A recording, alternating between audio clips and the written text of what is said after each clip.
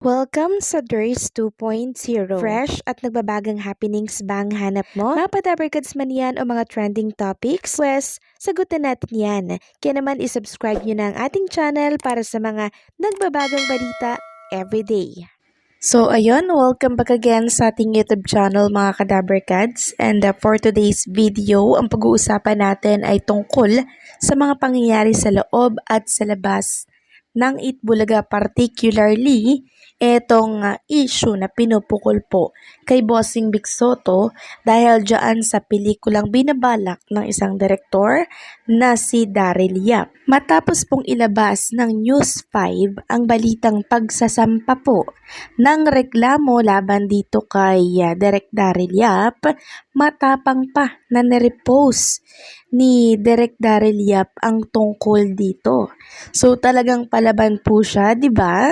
Kaya naman sabi dito sa isang write-up, tila unbothered daw itong si Daryl Yap dahil ibinida pa ng direktor ang balita tungkol sa nakatakdang pagdedemanda po sa kanya ni Vic Soto kaugnay ng pelikula niya tungkol sa yumaong aktres na si Pepsi Paloma.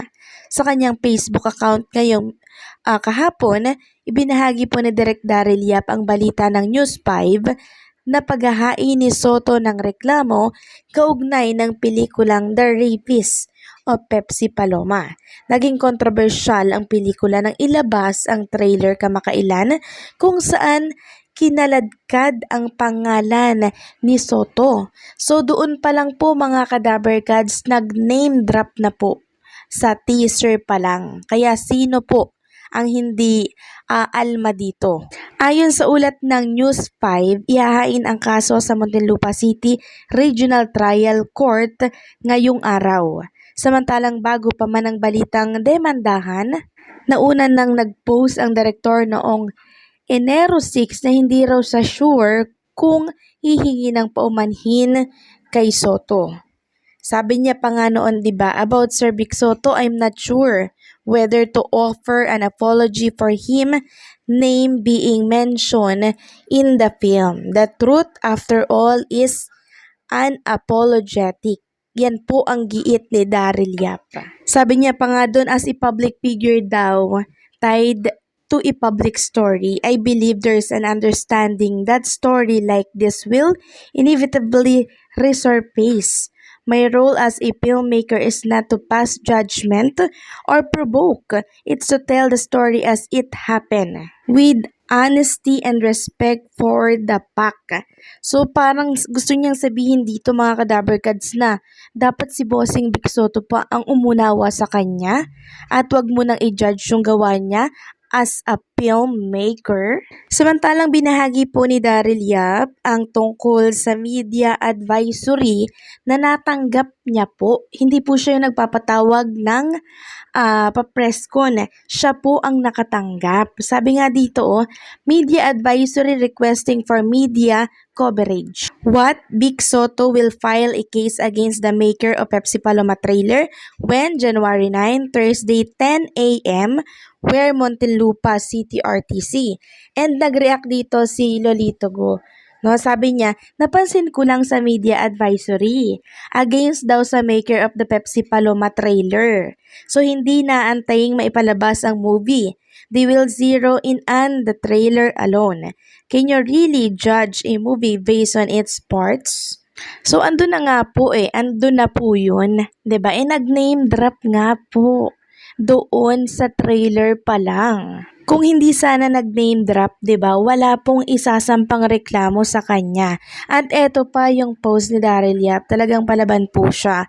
Nag-post siya ng picture nitong si Pepsi Paloma sa kanyang Facebook account.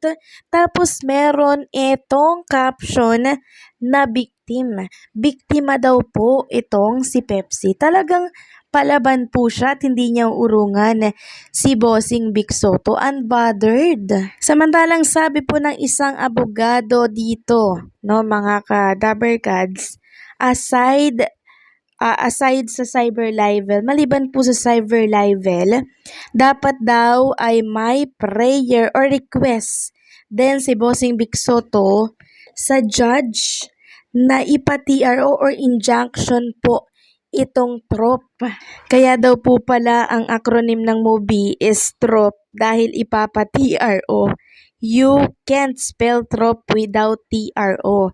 And sabi nga po ng nagtanong dito sa abogado, I read the comment na hindi pa naman daw na ipapalabas ang pelikula pero enough na daw yung teaser, di ba? Dahil mention si Vic sa teaser at common knowledge naman na si Vic Soto yun. Ganon yun, di ba? Then sabi po ng abogado, enough na yung teaser, yes. The teaser itself fulfills all elements. So ito po yung mga pasok, defamation, rapist identification, Vic Soto, napakalinaw. Publication posted on FB, etc. At ilang milyon ang views niyan. Ang dami pong nakapanood niyan at isang malaking kasiraan po yan. Kawawa naman yung mga anak ni Bossing Vic Soto na maliliit. Diba kung mapapanood po nila yan, mabubuli po sila sa school. Eto pa yung element na pasok, malis. Dito lang pwede magpalusot si direktor. Sabi nga dito sa post ng isang netizen sa Facebook, hindi po sa abogado ha, wala pa pong inilalabas ang abogado po ni Bossing Vic Soto na statement. Ito po ay mula sa isang netizen post sa Facebook. The teaser for the film directly and incontestably link Vic Soto to the controversial case of Pepsi Paloma. This could be construed as a defamatory under Article 353 since it ascribes to Soto the commission of a grave crime which tends to dishonor and discredit him. The words in the teaser must be understood in their entirety and in their plain and ordinary meaning by the public. Such teaser has also been disseminated publicly, thus reaching a wide audience. Likewise, there was an explicit name drop, which satisfies the requirements of identifiability since the reference to Soto is unmistakable.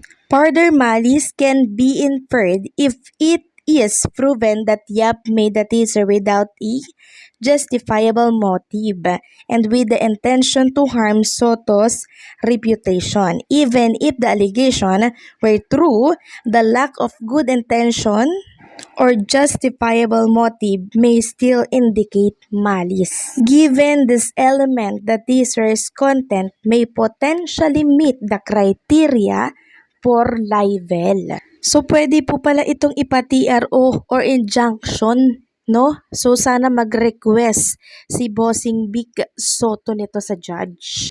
So, matinding bakbakan ito mga Kadaver Kads, no? And alam naman natin kung sino ang panalo sa kasuhang ito. So hanggang dito na lamang pong update natin. Maraming salamat sa patuloy na pagsuporta and huwag kalimutang mag-like, share, comment at subscribe.